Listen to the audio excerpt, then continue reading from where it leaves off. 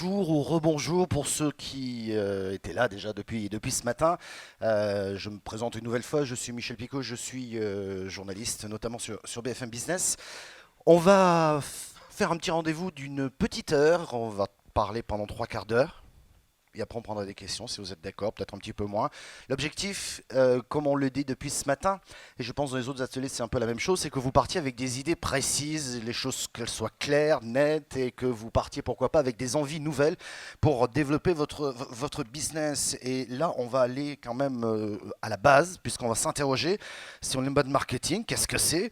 Comment le mettre en place? Quel impact sur votre organisation, sur vos équipes? Quels outils digitaux, même si ce n'est pas le plus important, on l'a déjà vu à plusieurs reprises, mais qu'est-ce qu'on y met dedans? C'est quand même ce qui nous intéresse le plus. Et combien de temps avant d'avoir les premiers résultats? Juste un petit sondage main levée rapidement. Qui s'est lancé dans une stratégie inbound marketing? Juste qu'on ait une petite idée. D'accord. Non, mais c'est intéressant, ça nous permet de voir par quoi on va commencer et essayer de ne pas oublier une seule étape dans l'explication. Et si vous êtes là, ça nous fait plaisir, ça veut dire que déjà ça vous intéresse et ça vous interpelle. Nos invités, Stéphane Truffin, bonjour. Avec un micro, c'est mieux. Enchanté, bonjour tout le monde. CEO Captain Marketing, peut-être un mot de présentation de l'entreprise pour commencer rapidement. Oui, tout simplement, en fait je suis solo, je suis consultant en marketing digital, donc je me considère comme un pur player du marketing digital, puisque j'ai commencé en 95, Ah oui. c'était au Canada, j'ai vu l'émergence d'Internet, je suis rentré en France 2 ans après, et puis là je me suis dit, waouh, le retard français, Donc ça veut dire qu'on a de belles marges de progression, c'est ça? je pense toujours, oui. Ouais. Ouais. Je vais vous poser une question, mais je vais la poser aux autres invités, sur une définition, selon vous, hein, de l'inbound marketing. Aïe aïe, ça y est, ouais. Non, non, je vous la poserai, ne vous inquiétez pas. En fait, pour moi, alors la définition, enfin, c'est trois éléments. Le premier, c'est quelle valeur finalement on souhaite apporter à son marché. Donc là, on va parler de positionnement, et je pense que Gabriel pourra nous en dire quelques mots. On va parler bien évidemment de nos cibles, qu'est-ce qu'elles attendent justement comme valeur, et qu'est-ce qu'on peut leur proposer pour les intéresser. Donc ça, c'est vraiment le fondement de l'inbound marketing. Ensuite, c'est une méthodologie. Donc là, c'est une méthodologie qui est très actionnable parce que très simple. C'est 4 étapes. Donc attirer du trafic, on va créer de l'audience, exactement comme un média, mais on n'est pas un média, donc il ne faut pas s'arrêter là. De ce trafic-là, on va tenter de générer des leads. Et puis des leads, tenter de les convertir en clients. Et enfin, les clients, il va falloir les enchanter. Et donc, c'est effectivement l'étape de la méthodologie, la dernière étape d'enchantement de la relation client. Et enfin, ce sont des outils. Donc, on voit qu'à chacune des étapes, je pense qu'on y reviendra, à chacune des étapes, il y a des outils qui vont être plus ou moins adaptés. Donc, par exemple, on va créer de l'audience. L'outil content marketing et SEO, par exemple, sont plutôt optimum pour cette phase. Donc on va voir les différentes étapes tout à l'heure, puisque beaucoup s'interrogent aujourd'hui, se demandent comment s'y prendre. Ça vient d'où d'ailleurs? Ça vient des États-Unis, du Canada, cette Alors, stratégie? des États-Unis. Des États-Unis, ouais. Ouais, donc c'était 2006, je crois.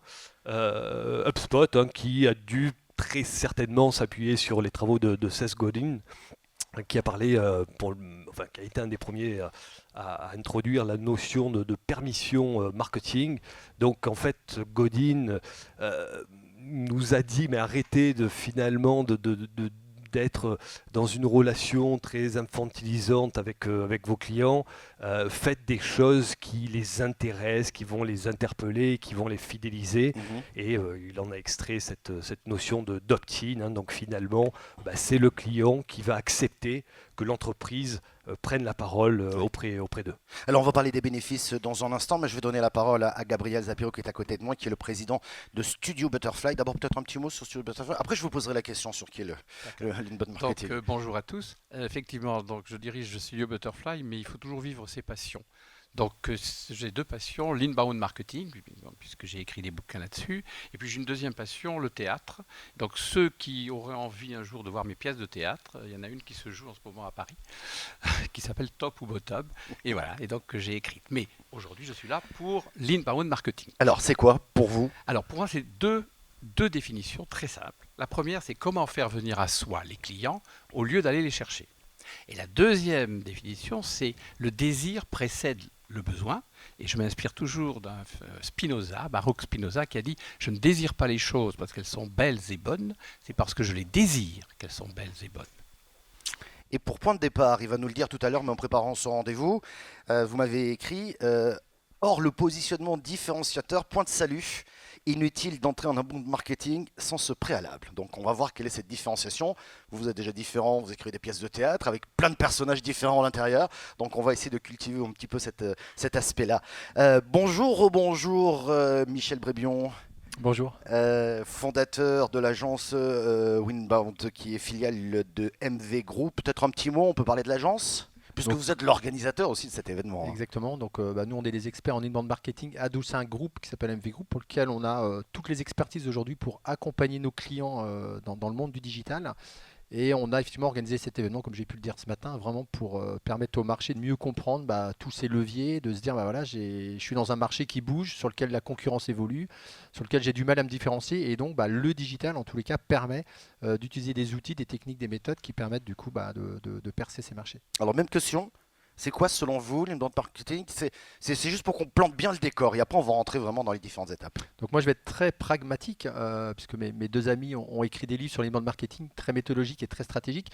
Pour moi l'inbound marketing c'est la modernisation du processus commercial. C'est-à-dire qu'aujourd'hui on voit très bien qu'on ne va pas aller demander aux commerciaux d'aller taper des listes de prospects et d'essayer de les appeler. Ils vont très vite se retrouver dans un mode d'intrusion en termes de démarche marketing. On ne va pas les prendre au téléphone. Vous-même, si vous avez des appels à 20h le soir ou dans l'après-midi parce que vous êtes occupé, vous ne souhaitez plus avoir cet appel. Donc c'est le bon contenu au bon moment à la bonne personne, mais c'est en fait le bon appel téléphonique au bon prospect aussi au bon moment. Donc c'est une modernisation du processus commercial. Les clients viennent à moi plutôt que d'aller taper des listes ou des prospects qui n'ont aucun intérêt. Donc je vais réagir surtout quand il y aura un intérêt de la part de mon prospect et je vais effectivement l'engager par de la bonne information, par du bon contenu, je vais le faire monter en engagement et là le commercial va rentrer en contact et on va aussi moderniser à la fois du coup l'acquisition et le fait d'améliorer sa base prospect, sa connaissance prospect et on va surtout améliorer aussi la transformation dans un outil de gestion client où je vais pouvoir continuer ce processus et donc on est dans un processus moins intrusif, moins agressif, plus construit, où effectivement le prospect marque son intérêt et on marque aussi son intérêt au prospect en lui apportant de la valeur dans les réponses de ce qu'on lui fait. Cela sous-entend tout de même qu'il doit y avoir des changements d'habitude dans la manière de travailler au sein des équipes, qu'il y a des process nouveaux à mettre en place. Et vous savez, le changement fait peur, donc c'est toujours une forme de réticence, de dire jusqu'à présent ça marchait plus ou moins, et là on nous demande quand même quelque chose de nouveau, quoi. Moi je crois que c'est du bon sens. C'est-à-dire qu'à un moment donné, ce que je vous dis, vous le comprenez bien, c'est du bon sens. On ne peut pas massivement, si je vous envoie aujourd'hui 10 mails dans la journée qui ne vous intéressent pas, si je vous abonne d'office à ma newsletter, aujourd'hui c'est inacceptable pour le consommateur ou l'acheteur. Donc en fait c'est du bon sens. On revient en fait à du bon sens, c'est que j'essaie de susciter l'intérêt, ce que tu parlais, on suscite le désir, l'envie. Je suscite l'intérêt, mon prospect est intéressé et il le montre. Je vais du coup construire une relation digitalisée parce que c'est les canaux et les moyens qu'on a à disposition aujourd'hui et je vais l'appeler quand il est disponible, etc. Donc c'est presque du bon sens qui revient. On a peut-être été aussi trop loin dans les méthodes très, très intrusives. Alors on va commencer par le début, si vous le voulez bien. J'ai envie, je me lançais. D'ailleurs, le public est là et se pose des questions puisqu'il est là. Il a envie de savoir. On commence comment ou par quoi ou par quel type de questions? Je suis l'ADN, c'est le positionnement. Or, le positionnement, point de salut. Si vous ne vous convainquez pas d'être différent, vous n'êtes pas. Donc, on commence pour moi par toutes les démarches liées au positionnement différenciateur qui va amener l'analyse évidemment des cibles et ensuite toutes les stratégies digitales. Mais le positionnement est pour moi une obligation professionnelle de base. Quand on parle de positionnement, on réfléchit très concrètement à qui sont nos clients, ou du moins la cible que l'on veut toucher. On essaie d'être différent pour la toucher de manière différente. Et ensuite, on va voir quels outils on utilise. Mais c'est ça, en fait, on se fait une sorte d'audit interne. En fait, ce qui est important aujourd'hui, c'est de comprendre que finalement, l'offre, le client s'en fout. C'est vrai que hier, imaginez ma grand-mère, dans les années 50-60, face à une machine à laver le linge. Bon, c'est l'effet waouh. Le fabricant a simplement besoin d'expliquer à quoi sert la machine. Et là, le consommateur, finalement, il a cet effet waouh et c'est le produit qui entraîne cet effet waouh. Aujourd'hui, vous allez choisir un consultant ou une agence digitale. des agences comme finalement comme Winbond, il y en a des dizaines en France. Alors, mais non, mais j'ai pas fini. Non, Donc elle est finalement, différente, c'est ça. enfin, celles qui offrent des prestations d'inbound marketing, il y en a, mais même plus que des dizaines. Ce qui va faire la différence finalement, c'est ce que Michel et ses équipes apportent sur le marché. Donc c'est un positionnement qui vient transcender finalement son offre. Et ça, c'est absolument essentiel à comprendre. C'est finalement comment je peux aider, notamment B2B, mes cibles, à être meilleures dans ce qu'elles font. Donc ça, c'est le point de départ. J'ai mon positionnement, je sais qui je suis finalement, j'ai identifié bien mes cibles et je vais maintenant me donner les moyens de me rapprocher d'elles et éventuellement de les transformer en clients potentiels. Ça veut dire quoi? Qu'une fois que j'ai ce positionnement, je me dis, il faut que je produise du contenu. On est d'accord là-dessus? Du contenu séduisant, du contenu qui donne envie. Autant moi je peux le comprendre en tant que journaliste sur un média, je sais ce qu'est un angle et je sais comment produire un contenu, autant quand je suis une entreprise, et quel que soit le secteur, puisque tous les secteurs peuvent être concernés, je vois pas très bien par quelle boule prendre cette affaire-là. Je fais quoi? Je fais des vidéos, comment je m'y prends là? Alors déjà, il faut séparer les choses. Là, quand tu parles de vidéo et ça, on parle de support. Exact, Donc oui, ça, c'est des le format. supports. Mais alors qu'est-ce que je dis En finalement fait, là globalement, ce qui est extrêmement important dans la stratégie de vente, mais qui encore une fois pour moi presque c'est du bon sens, c'est qu'aujourd'hui on veut attirer des clients cibles qui nous intéressent, avec qui on a des chances de faire du business. Combien de personnes ont réfléchi à leurs clients cibles idéaux avant de mettre le contenu froid de leur site internet? La plupart du temps, on a mis je suis beau, je suis plus fort, je suis là depuis 65 ans. Très bien. Et puis je mets mon logo en gros et puis la photo du patron. Et tout le monde est content et tout le monde dit il est beau mon site. Et tout le monde dans la boîte se dit ah ouais, il est vraiment joli ton site. Donc en fait, la question c'est celle-là. C'est qu'à un moment donné, je veux attirer un client final, et ben je lui parle à lui. Donc qu'est-ce qui empêche de dormir la nuit mon client final? C'est ce que Stéphane dit dans son bouquin. Tu vois, je lui redis quand même, c'est sa petite phrase. Je ne vais pas lui la voler. Donc, mais c'est vrai, c'est ça. Et donc si je parle à ce qui empêche de dormir la nuit mon client final, et du coup je suscite un intérêt, et ben je crée de la valeur à mon contenu. Et donc peu importe le support, le choix du support se fera par rapport aux opportunités que j'ai. Là, aujourd'hui, on fait un podcast de cette conférence. On est en train d'utiliser ce contenu de la conférence pour sans doute un scénario d'acquisition. Mais la conférence en elle-même est un contenu. Exactement. Pourquoi la conférence a déplacé 1100 personnes, je crois, aujourd'hui? C'est parce que vous vous posez des questions. Ouais. Et donc, on tente d'y répondre. Donc, elle est là, la transformation. Imaginez que dans cette salle, on ne raconte que des choses sur nous. En disant, voilà, on est les plus beaux, on a des superbes offres, on est les meilleurs en inbound marketing. Mais au bout d'un quart d'heure, vous partez. Donc c'est exactement ça. C'est pareil qu'un salon finalement traditionnel. On voit aujourd'hui les salons. Qu'est-ce qu'ils font? Ils proposent des ateliers, des conférences qui sont censés intéresser leur cible. Et c'est plus les traditionnels stands qui fonctionnent. Et il faut donner pour recevoir. C'est-à-dire qu'à un moment donné, il faut que je donne un peu à des prospects qui pourraient marquer un intérêt pour la prestation que j'offre ou les produits que j'offre. Il faut savoir donner quelques petits secrets, de l'information, ce qui me différencie de mes concurrents, donc être très honnête. Et donc, si du coup ça suscite l'intérêt, ils vont monter en engagement avec moi. Donc, je vais pouvoir leur donner des contenus de plus en plus intéressants et qui ont de la valeur, du coup, vraiment de la valeur. Et donc, ils vont accepter en échange de donner de la donnée comportementale ou déclarative. Et donc en fait ce que je construis quand je fais de l'inbound marketing, c'est que je construis une base prospect. On a longtemps parlé de la base client, donc tout le monde travaille sa base client. Alors j'ai 1000 clients en base, puis alors je les tape, j'envoie des mails, puis bon. Et puis ça se finit souvent que j'ai un fond de base, je ne sais même pas quoi en faire. Les commerciaux ont l'impression que dans le portefeuille, ils ont 500 potentiels clients. En fait, ils n'ont plus rien parce que ça n'a pas réagi depuis 3 ans. Et en fait, donc, je me construis une base prospect que j'attire d'elle-même en suscitant l'intérêt, et cette base prospect, je la segmente, je récupère de la donnée, et cette donnée me permet derrière d'envoyer des bons contenus au bon profil et d'amener aux commerciaux des prospects plutôt intéressés. Si je ne fais pas ça, je fais le commerce que j'ai pratiqué, où du coup on prenait des rues, des listes, et donc ça avait peu d'intérêt, et aujourd'hui en tous les cas, ça ne peut plus se pratiquer comme ça. Donc, oui. Juste un mot à ce que vient de dire Michel. C'est exactement dans cet esprit, c'est que pour attirer les gens, je vous engage à élaborer en début d'année ou au milieu de l'année une stratégie des appâts. Et cette stratégie des appâts constitue le nerf de toute votre démarche inbound marketing. Alors ça peut être digital, ça peut être relations publiques, ça peut être relations presse, ça peut être ce que vous voulez, mais je pense qu'il est intéressant que vous ayez une stratégie des appâts selon votre secteur d'activité. Mais Gabriel, vous avez une méthode qui est intéressante et j'aimerais bien qu'on en parle un petit peu sur comment attirer, séduire, convertir, conclure, finaliser, fidéliser même. Vous avez travaillé sur une méthode que je trouve assez intéressante. J'aimerais bien que vous nous en parliez un tout petit peu. Peut-être ça donnera des clés pour des personnes qui disent un peu, j'y vois pas très clair encore. Alors, comme j'ai un ego surdimensionné, j'ai voulu m'opposer à Brian Halligan, qui est quand même le pionnier de l'inbound marketing et qui a inventé, je lui rends grâce, l'inbound marketing. Alors juste pour l'anecdote, il m'a expliqué lui d'où vient le mot inbound, parce qu'on dit le mot inbound, et il m'a montré. Ses bureaux à Boston donnent sur un métro. Et quand vous allez dans le métro à Boston, il y a écrit au départ inbound. Et quand vous sortez du métro, il y a écrit outbound. Et alors il m'a dit, eh ben, écoutez, les gens qui vont dans le métro, ils y vont volontairement, ils y vont, personne ne les y a poussés. Donc j'ai appelé ma stratégie inbound marketing. Voilà un peu l'origine. Et alors, Brian Halligan, il a écrit un très bon bouquin, et lui il dit, il y a 4 étapes pour attirer, pour ensuite évidemment convaincre. Alors il dit qu'il faut attirer, puis convertir, puis conclure, et ensuite enchanter. Et alors je lui ai dit, lors d'une conférence à Boston, moi j'ai 6 étapes. Voilà. Alors, au début je me dis, je ne vais pas quand même garder les 4.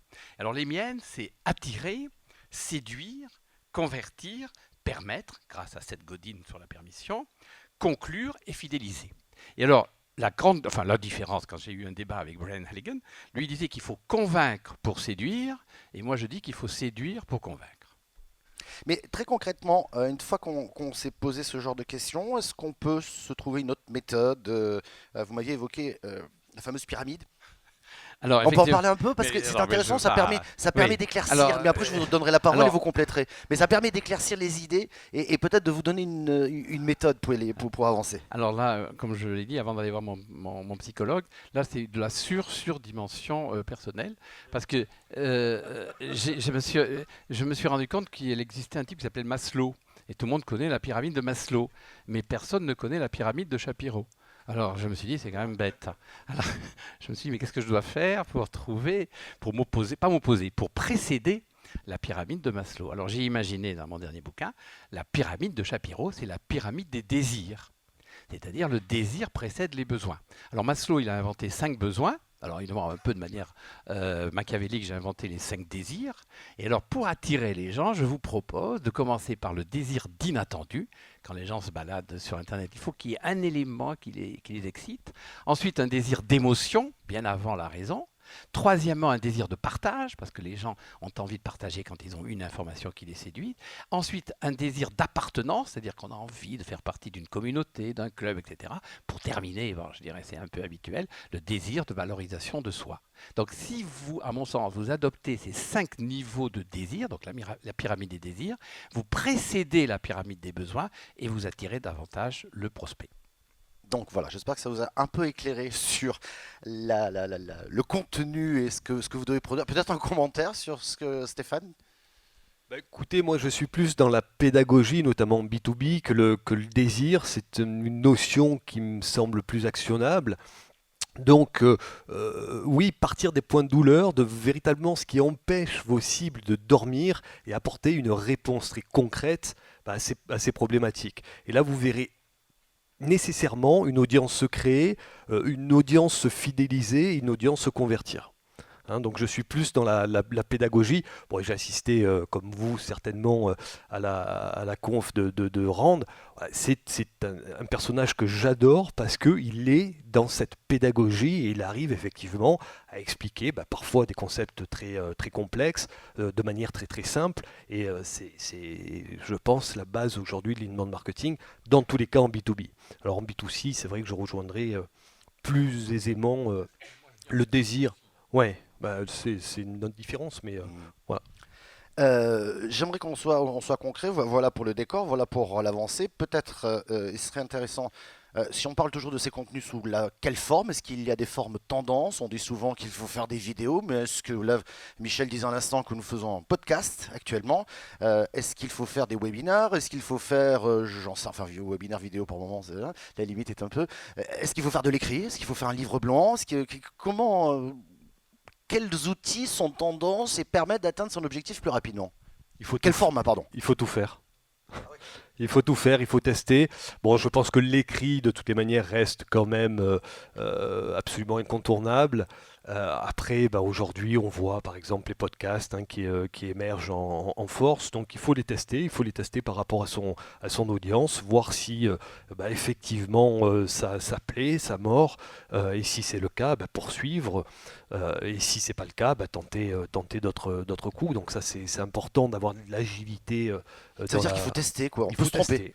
Il faut accepter de se tromper. tromper. Il faut se tromper. Il faut se tromper. De toute façon, le digital, c'est du test and learn aussi. Il n'y a pas celui qui, si jamais j'avais la bonne recette, je ne serais pas là déjà. Je suis en train d'encaisser mes manques. Mais par contre, dans ce qu'on a dit, il y a des choses intéressantes. Il y a des opportunités de support. C'est-à-dire qu'aujourd'hui, forcément, il y a des articles de blog par rapport au SEO de Google, on peut faire des livres blancs, etc. Puis il y a des opportunités. Il y a une conférence, c'est trop dommage de ne pas la podcaster, parce que je peux en faire un article de blog et un podcast téléchargeable. Par contre, par rapport à ce qu'on a dit tout à l'heure, on a exposé du coup des fois, le l'inbound pourrait paraître conceptuel, méthodologique, et il faut aussi sortir de ça. C'est-à-dire qu'il y a la méthode, il y a le concept, il y a des outils qui sont des outils d'automation qui permettent du coup de distribuer. On va en parler des outils voilà. aussi.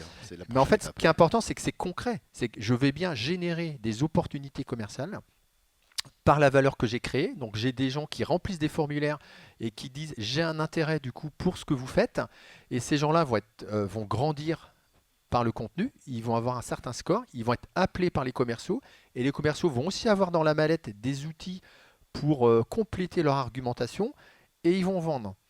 Donc faut faire attention entre ce qui pourrait paraître conceptuel, mais c'est du coup intéressant parce que ça pose la stratégie d'une entreprise, ça pose une méthodologie de travail. On va parler des outils après, mais je veux dire, c'est du concret, on fait du business. Depuis 2 ans, je n'ai jamais démarché un client. C'est bien ça. Je démarche pas. Non, l'intérêt, effectivement, il est de créer de l'interaction et de l'interaction dans la vraie vie. Il ne faut pas l'oublier, parce que c'est vrai qu'on est face à une méthodologie, on est face à des outils d'automatisation, donc ça peut aussi, des fois, nous écarter un peu du réel.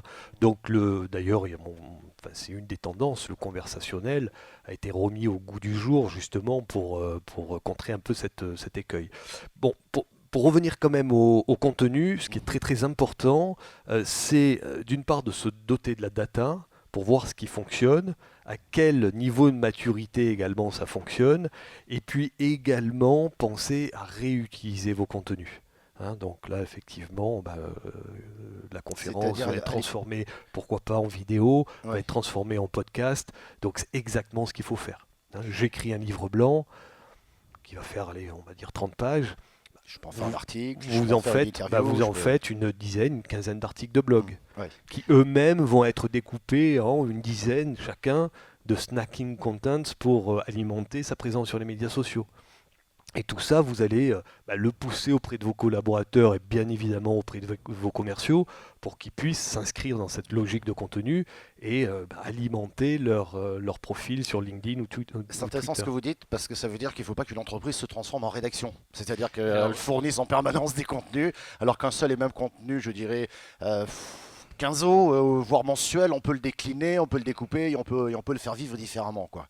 Je voudrais dire au sujet du contenu que c'est vrai que j'ai entendu même ce matin, c'est important, c'est très important le contenu bien sûr, mais il faut savoir ce que l'on écrit. C'est-à-dire qu'au lieu de faire d'une logomachie de contenu ou une boulimie de contenu ou une sorte de déversoir de contenu, il faut savoir quoi on écrit, comment on l'écrit, mais surtout le fond et la forme. Et alors c'est pour ça que j'ai dit tout à l'heure, le positionnement différenciateur est l'âme même de tous les contenus. Il faut que tous les contenus se retrouvent de près ou de loin sur la base de ce positionnement. Dans ce positionnement, il y a des mots-clés, il y a des thématiques réelles.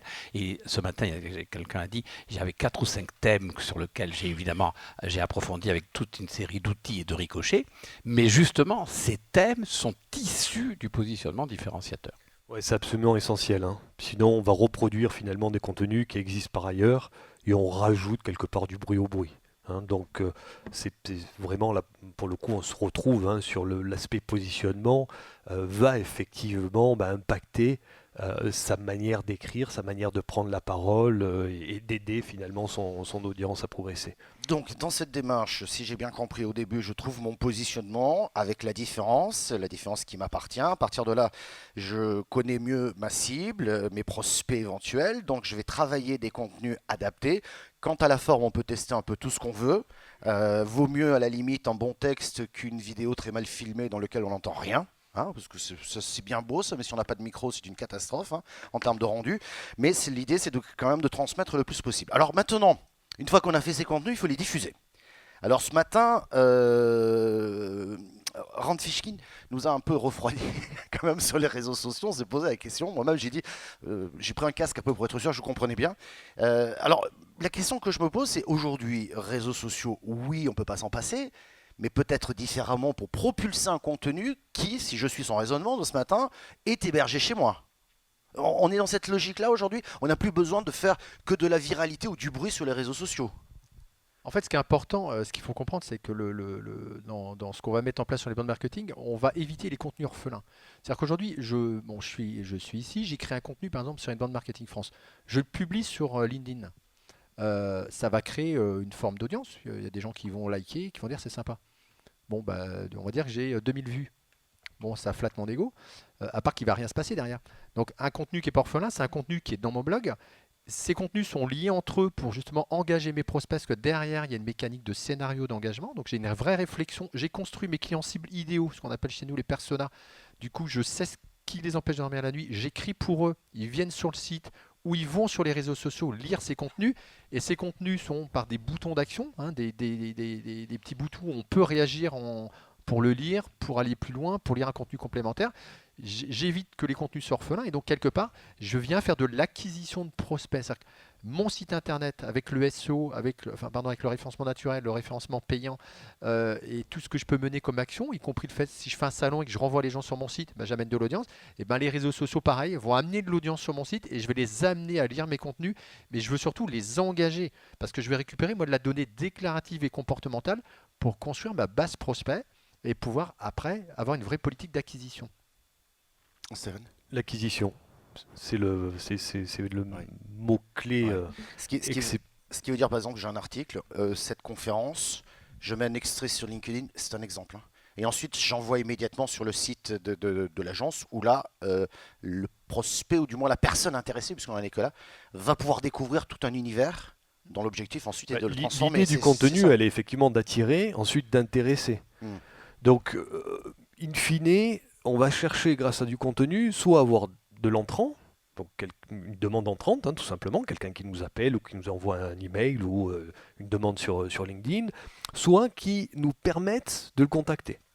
Et là aussi, c'est de la data qui va me permettre de dire, tiens, le lead C, il est beaucoup plus chaud que le lead B, donc le lead B, je continue à le nurturer, donc à le faire mûrir grâce à des contenus marketing, tandis que le lead C, ça y est, il est chaud, donc je demande à un commercial de prendre contact avec lui. Et si on a bien fait notre travail, normalement, l'acceptation, là, pour le coup de l'appel, qui est toujours sortant, est beaucoup plus importante que par le passé. Bien sûr. Donc c'est ça le but ultime du contenu. Et effectivement, à un moment donné, il va falloir rapatrier de l'audience vers son blog, vers son site D'où internet. l'importance par rapport au contenu orphelin qui disait Michel, ça veut dire qu'il n'y a pas de lien, Oui, c'est ça. pour être très concret, pour être très basique, c'est qu'il n'y a pas de lien vers mon site à moi. Et en Voilà. fait, C'est exactement ce que disait Rand Fishkin Ouais, c'est ce ça. matin. Oui, c'est ça. C'est oui, mais remettre au Voilà. cœur du processus son site internet. Ouais, mais tout ce à qui est fait. extrêmement intéressant, c'est en fait, il ne faut pas opposer les médias et opposer les méthodes. Il y a l'outbound, il y a l'inbound. En fait, pour chaque stratégie, il y a des objectifs et des résultats. Donc, il ne faut surtout pas opposer les méthodes. Et par exemple, sur LinkedIn, on se crée une empreinte digitale. D'accord? C'est-à-dire qu'aujourd'hui, moi j'ai un nombre d'abonnés qui est assez important, donc j'ai une forme d'influence et de notoriété. Donc en fait, il y a une partie du travail que je fais qui m'a permis d'avoir cette audience et cette notoriété, et aujourd'hui, elle me sert à justement pousser des contenus pour rapatrier. Donc, il ne faut pas opposer les choses. C'est pas, du coup, c'est pas parce que je pousse que des contenus qui ont un lien que ça va marcher. C'est Je travaille ma notoriété, je peux effectivement faire donc du média plus classique pour travailler ma notoriété. Et puis c'est cet ensemble-là qui me donne une empreinte digitale, qui me donne une forme de notoriété, qui fait connaître ma marque, mes produits, mes services. Et du coup, par rapport à ça, quand je pousse des contenus, il y a un intérêt grandissant et j'ai une forme d'audience. Et cette audience, j'essaie de la rapatrier en données déclaratives ou comportementales de mes prospects. Et ma base prospect, elle grandit. Et quand elle est de 2-3 000 et que j'arrive du coup à bien la travailler, à bien répondre aux attentes des prospects que je cible et du coup à les faire grandir pour les livrer aux forces de vente, mon business, c'est ce qu'on va appeler la lead generation. J'ai une sorte de machine à création de leads qui fonctionne. Et si je réponds bien, en fait, la problématique majeure, c'est pour ça que je ramène souvent ça, la modernisation du processus commercial, c'est qu'aujourd'hui, la part la plus importante des commerciaux, elle est dans la prospection. Elle devrait être dans la réponse. Je devrais passer du temps avec Stéphane à travailler la stratégie d'un client, à me dire comment on va aller chercher des opportunités. Et donc, c'est ça qu'il faut effectivement réinventer. Et d'autant plus que ça correspond à un changement de comportement des acheteurs et des consommateurs. Donc, on est en plein dedans.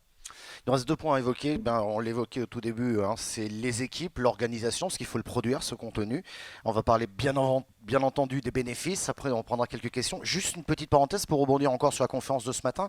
Est-ce qu'il y a des réseaux sociaux qui ont plus d'impact que d'autres? Est-ce qu'il faut être partout, tout le temps? Est-ce qu'il faut les choisir en fonction de son secteur d'activité? On a vu par exemple la montée d'Instagram, la baisse sensible, mais quand même toujours assez puissante de Facebook. On parle beaucoup de LinkedIn quand on parle entre professionnels. Je mets les trucs de jeunes de côté, mais pourquoi pas après tout? Est-ce qu'il y a un réseau à privilégier? Il y a quelques grandes tendances quand même en B2B. On va plutôt parler de LinkedIn et de Twitter. Alors bien évidemment, il faut pas s'interdire d'aller sur Instagram ou sur Facebook par exemple. Maintenant, on peut pas enfin, en fonction de ses moyens, on peut pas être sur toutes les plateformes. Donc là aussi, c'est du boulot. Hein. C'est carrément il faut faire des choix. C'est-à-dire qu'à un moment donné, c'est exactement ce que dit Stéphane. Il faut bien faire les choses. Donc déjà, il ne faut pas aller sur des réseaux sur lesquels je ne suis pas à l'aise. C'est-à-dire que si je ne suis pas à l'aise ni dans le ton, ni dans la forme du réseau, il ne faut pas y aller parce que j'ai mangé avec des amis le week-end, on m'a dit il faut être absolument sur Instagram pour ta boîte. Si je ne suis pas à l'aise, j'y vais pas. Donc après, c'est où sont mes clients?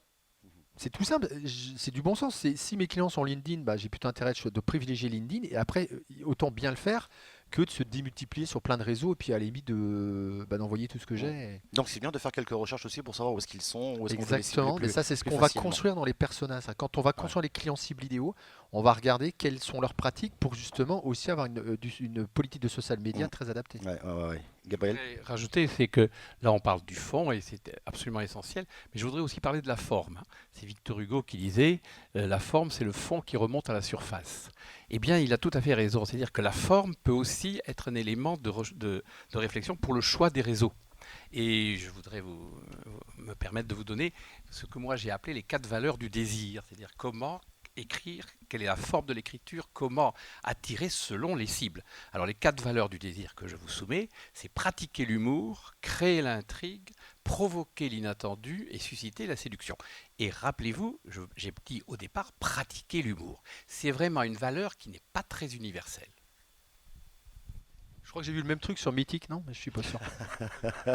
Là, tout le monde est en train de réfléchir, dit oh là là, ça devient compliqué. Et si on rajoute après que sur Twitter, vous êtes limité à 280 signes, si vous envoyez une vidéo sur Twitter, c'est même pas 2 minutes, je crois, ça crée des contraintes supplémentaires pour pouvoir évoluer. Alors justement, on vient de le voir. Il y a beaucoup d'éléments de réflexion. J'ai ma petite équipe, je suis une petite boîte, j'ai pas forcément les moyens. Qu'est-ce que je fais de mon contenu? Je mobilise quelqu'un, je réorganise mon équipe. Encore faut-il que la personne qui était au marketing avant et qui travaillait peut-être différemment s'adapte. Je sous-traite mon contenu. Je fais comment? Et puis, comment je m'organise au sein même de l'équipe pour que ça passe, quoi? Parce que c'est quand même un sacré changement. On est au cœur de la transformation digitale. Pour le coup, effectivement. Donc ça veut dire des formations, ça veut dire probablement des recrutements, de nouvelles compétences. Ce qui est très important, qu'on fasse sous-traiter ou qu'on fasse en interne, c'est de s'appuyer sur les expertises, pour le coup, internes. Alors on a des experts, c'est pas forcément des très très bons rédacteurs. On peut tout simplement les interviewer et puis faire réécrire l'interview par un journaliste, par un content marketeur. Donc ça c'est des pratiques qui sont effectivement plutôt efficaces. Mais c'est des coûts supplémentaires. Ça Bah, peut représenter des coûts supplémentaires. En fait, c'est Ce un sont des budgets. Oui. Ouais, mais c'est un choix stratégique. Je veux dire, Ouais. aujourd'hui, une entreprise, pour acquérir des prospects, elle l'investit. Donc, à un moment donné, bah, elle répartit ses budgets différemment, aussi ses ressources. C'est-à-dire qu'il y a peut-être des postes dans l'entreprise qui, aujourd'hui, doivent évoluer. Donc, c'est aussi une manière de les faire évoluer. Donc, je ne crois pas qu'on peut parler de dépenses supplémentaires. Je pense qu'il faut faire les dépenses nécessaires à la construction de business plan et de l'acquisition de clients.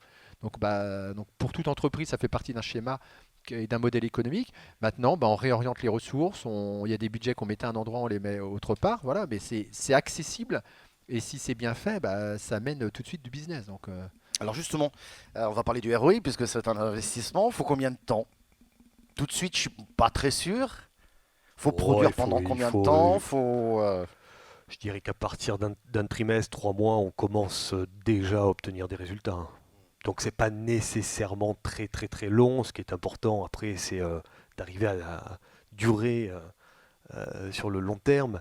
Mais vous publiez des premiers contenus, vous en faites une promotion un peu efficace, ça peut aller relativement vite. Est-ce que ça coûte cher? Est-ce qu'il faut rajouter, ne serait-ce que pour mesurer l'impact des contenus, ne serait-ce que pour les diffuser sur différentes plateformes, vous voyez ce que je veux dire, enfin tous ces logiciels-là, est-ce que ça a un coût supplémentaire? Est-ce que d'abord, je n'ai presque envie de vous dire, est-ce que c'est obligatoire? Est-ce que je ne peux pas produire du contenu pour mon site et puis quelque part je crée des liens et des choses comme ça sur les réseaux sociaux? Obligatoire les outils Ouais, techno? d'avoir des outsuites, des machins, enfin des trucs, Ouais, des c'est programmes. obligatoire. Ouais. Ouais. Non, mais Ah je oui, non, préfère c'est que ce soit clair. obligatoire. C'est obligatoire. Le client a une agilité aujourd'hui qui est absolument phénoménale, hein, grâce notamment au mobile. Donc on ne peut plus gérer ces fichiers comme on le faisait par le passé, hein, sur du Excel à la mano. Donc oui, c'est absolument obligatoire. Ah, Donc le marketing technologique est aujourd'hui au cœur aussi de la transformation des pratiques. mais la techno, elle est, comment dire, elle fait gagner du temps. On parlait de où je mets mes ressources, donc elle fait gagner du temps. Je peux traiter 1000, 2000, 3000, 5000 clients en envoyant le bon contenu à la bonne personne, puisque j'automatise ce que je fais. Donc là, il y a une vraie ressource qui est plus du temps homme qui est pris. Après, je mettrais juste, je me permettrais, Stéphane, euh, il y a un niveau d'outil minimum qui est accessible aux entreprises. C'est-à-dire qu'après, on peut s'équiper avec la Rolls-Royce de l'inbound marketing. On peut avoir des super outils pour gérer tout ce que je vais faire, l'employé advocacy, de suite, etc. Mais je peux démarrer avec des choses malines. On peut avoir une messagerie interne pour laquelle je demande à mes collaborateurs de faire du partage et ça me coûte zéro. Je peux faire de la promotion sur LinkedIn d'un livre blanc qui est bien fait pour lequel je vais avoir des retours assez rapides. Donc après, c'est où je mets mes ressources, quelle stratégie je mets en place. Et puis, je pense qu'il faut, dans le digital, il faut avancer pas par pas. C'est-à-dire qu'en fait, il ne faut pas non plus se dire, bah voilà, je suis à zéro et puis bah, je vais arriver à 100 à la fin du trimestre. Je pense qu'il y a des premiers pas qui sont nécessaires parce qu'on est dans la transformation digitale. Il y a des entreprises, leur marché jusqu'ici, tout se passait bien. hmm. Le business se faisait, personne ne se posait de questions, on se disait ça va durer. Et puis un concurrent vient, c'est disruptif, c'est l'ubérisation. Mon modèle est mis à mal, je fais comment? Je peux avancer aussi pas à pas pour que l'entreprise grandisse. Et puis après, tout le monde va bien comprendre l'intérêt de cette méthode. Ouais, ça veut dire très basiquement, on envoie tous à peu près des dizaines, des quinzaines, des vingtaines de mails par jour, peut-être en bas de signature, de dire, venez lire ou découvrir notre dernier article en envoyant un lien. Ça, c'est quelque chose qui va être souvent partagé 15-20 fois et c'est un moyen de toucher beaucoup de monde. Très simplement, gratuitement là pour le coup. Il suffit juste d'y penser, d'avoir le réflexe systématiquement de modifier sa signature. J'aimerais qu'on parle des bénéfices quand même. Et peut-être si vous avez en tête quelques exemples d'entreprises qui ont brillamment réussi. Mais est-ce que, bon, on vient de le voir, à partir de 3 mois, on commence déjà à mesurer l'impact que ça peut apporter. Est-ce qu'on peut le chiffrer? Est-ce qu'il y a des chiffres un peu officiels sur ces entreprises qui ont fait une bonne stratégie? Après, on verra s'il y a des freins et pourquoi ça coince par moment. Mais qui ont mené une bonne stratégie de ce type-là et qui aujourd'hui en récoltent les fruits. Vous avez ça en tête d'entreprises que vous avez rencontrées? Alors bon, je peux parler d'une de nos clients qui est une société dans le management de transition qui s'appelle XPM. Et donc, pour moi, c'est même pour être très simple, l'inbound marketing pourrait se résumer à 3 médias, si on veut être très très très synthétique. La stratégie digitale, bien sûr, à 70%, 20% les relations presse et 10% les relations publiques. Et je me suis permis de proposer cette démarche donc à cette société. Eh bien, ils ont fait un site issu d'un positionnement où il y avait 4 plus-values distinctives, voilà, et ces 4 plus-values qui étaient l'esprit entrepreneurial, la dimension internationale, l'engagement de résultat et le projet de transformation. Et bien sur ces 4 plus-values, il y a eu donc une stratégie visuelle basée sur 4 visuels, et puis ensuite de ce positionnement, il y a eu effectivement des articles de blog, des relations presse, des clubs avec un certain nombre de sites. Et alors le résultat, ils ont eu 40% de marge brute supplémentaire.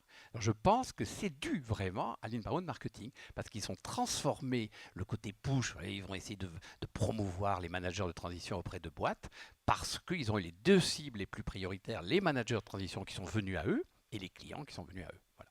Intéressant. Un autre exemple, Ouais, je veux en bien, B2C, bonne gueule, 2 petits jeunes, 2 petits blogueurs qui ont commencé donc à écrire des articles pour conseiller les hommes sur tout ce qui est habits. Et ils ont créé une audience très très rapidement, enfin une audience assez importante. Et puis progressivement, ils ont mis en place l'inbound marketing. Donc cette audience, ils ont acquis des leads, ils ont commencé à vendre. Alors au départ, ils se sont dit, tiens, qu'est-ce qu'on peut leur vendre? On va leur vendre des e-books sur comment bien s'habiller.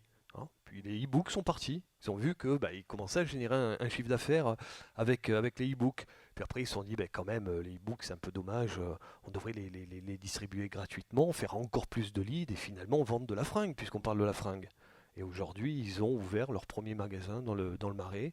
C'est une boîte qui a dû démarrer 2012-2013, Ça, je les connais, oui. qui double chaque année de chiffre d'affaires. Et ils sont donc en hyper croissance. Ouais. Et aujourd'hui, c'est une équipe de 30 personnes. J'ai discuté avec un des 2 fondateurs et je lui ai posé très clairement la question, si tu devais engager un content marketer ou un commercial, qui tu prendrais? La réponse a été content marketer sans aucune hésitation. Michel, peut-être un exemple? Sur les cas clients qu'on a, effectivement, on est en Bretagne, du coup on peut aussi parler d'entreprise bretonne, mais iAdvice qui est très connu dans les chatbots, vous avez Artefacto qui est dans la 4D chez nous, ou Digitalio là, qui fait une conférence sur leur pratique de l'inbound depuis 5 ans. Ces entreprises ont développé massivement leur business par de l'inbound marketing. Parce que, comment vous savez, vous, que des entreprises vont acheter de la 4D ou vont acheter des prestations de chatbot? Donc c'est évident. Dans les bénéfices, il y a d'autres bénéfices que d'acquérir du client. Qui est le bénéfice majeur, c'est justement j'acquiers du client, je vais le transformer. C'est que globalement, on va moderniser le processus commercial et donc on va aligner aussi le marketing et le commerce qui ne se parlent souvent pas dans les entreprises. Et donc ils vont se parler, ils vont s'aligner. Le marketing va dire je comprends pas, on vous amène des leads, vous les traitez pas dans les délais. Puis les commerciaux vont dire de toute façon vous connaissez pas notre métier, vos leads ils sont pourris. Et donc on va apporter une modernisation dans l'entreprise, mais pratique et pragmatique. Et du coup, il faut que le dirigeant, ils se disent c'est important pour ma boîte que du coup les équipes se parlent et que du coup on travaille mieux et que derrière tout le monde ait les mêmes objectifs. Donc c'est extrêmement important. Il n'y a pas qu'un bénéfice, il y a le bénéfice business, mais il y a aussi le bénéfice que toute l'entreprise se met à développer son chiffre C'est d'affaires. intéressant, vous avez répondu à ma question, parce que je me suis dit, est-ce que ça concerne uniquement le marketing ou est-ce qu'il faut embarquer les équipes commerciales dans l'aventure?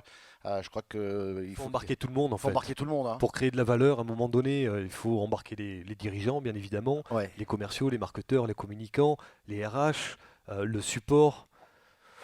Donc globalement, toute l'entreprise est impactée. Ouais. Travail d'équipe là pour le coup. Bien sûr. C'est le moins qu'on puisse dire. Est-ce qu'il y a des questions dans la salle? Et on va les prendre parce qu'il nous reste un petit quart d'heure. Et si vous voulez intervenir, vous n'hésitez pas. Moi j'en ai plein d'autres. Pas de questions pour l'instant.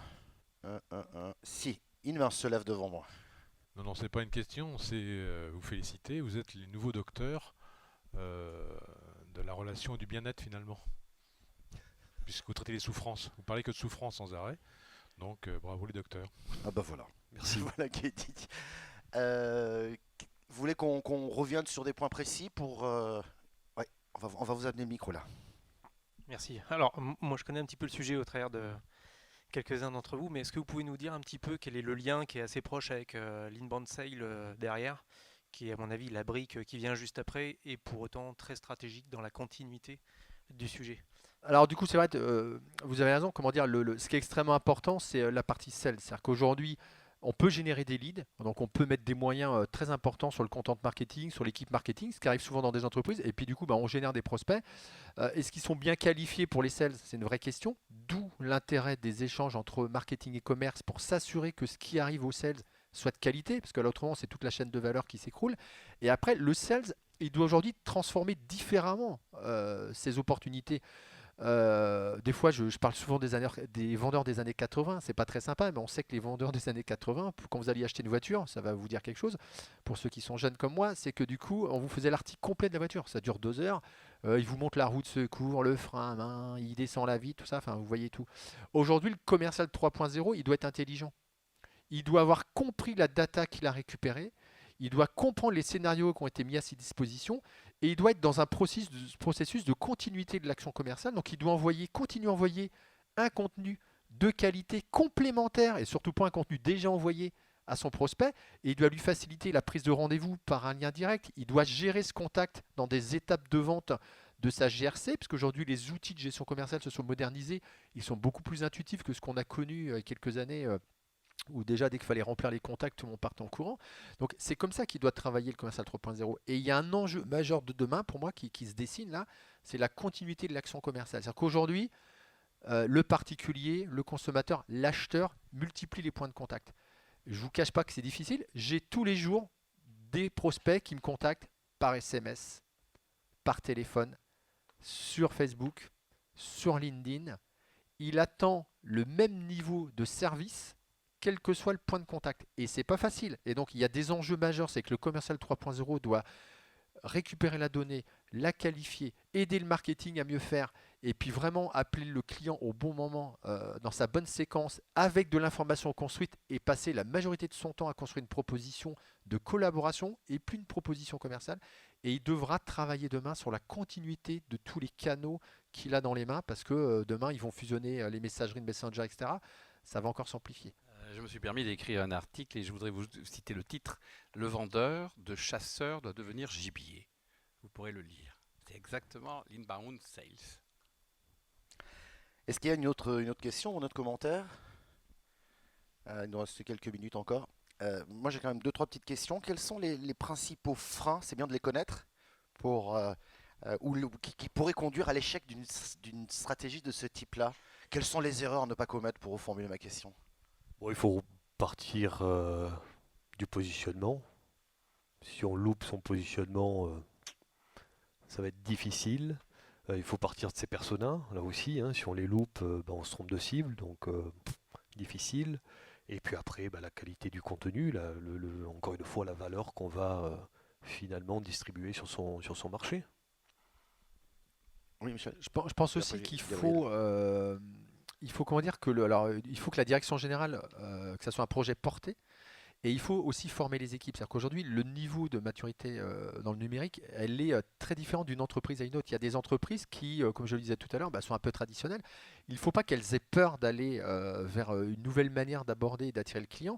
Par contre, elles ont besoin d'être emmenées, elles ont besoin d'être conseillées et d'être formées. Donc il y a un vrai enjeu de la formation, à mon avis, des équipes pour justement passer des caps et aller pas par pas se former, faire des tests, commencer par faire du social media, commencer par faire de l'acquisition et puis après j'attaque l'inbound, mais il y a aussi des étapes. Il ne faut pas les griller non plus parce que des fois on démarre de zéro et c'est pas un mal. Il y a des modèles qui fonctionnaient, il y a des modèles qui sont bousculés. Il faut juste s'adapter au monde qui change. On verra tout à l'heure les conseils, mais j'imagine que pour la plupart, ils doivent se dire ma direction générale veut pas en entendre parler ou c'est trop compliqué parce que ça marche bien comme ça et j'ai pas envie de prendre ce risque-là. Ça doit pas être d'une grande simplicité, quoi. Personne peut-être est concerné dans cette salle. Personne n'est ennemi de ses intérêts.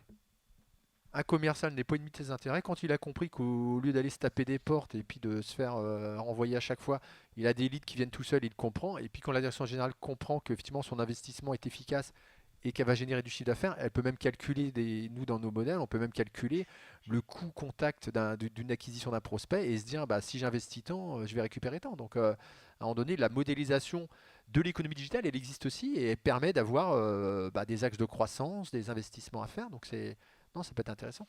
Gabriel, vous voulez intervenir? Oui, genre justement, l'échec que j'ai vu dans une ou deux sociétés qui se sont mis à faire de l'inbound marketing à tout va, mais cantonné à la direction communication.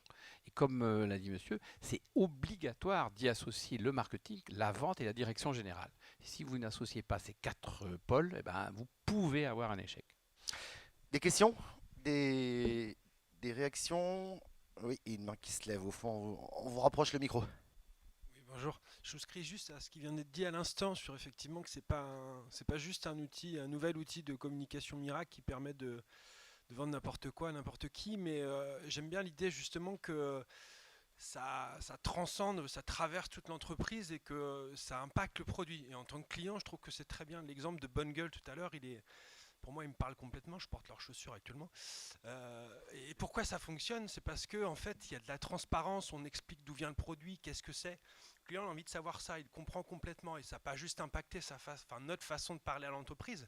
Ça impacte vraiment le produit. Le produit, on sait ce qu'on achète vraiment. Et donc, ma question, elle est celle-ci.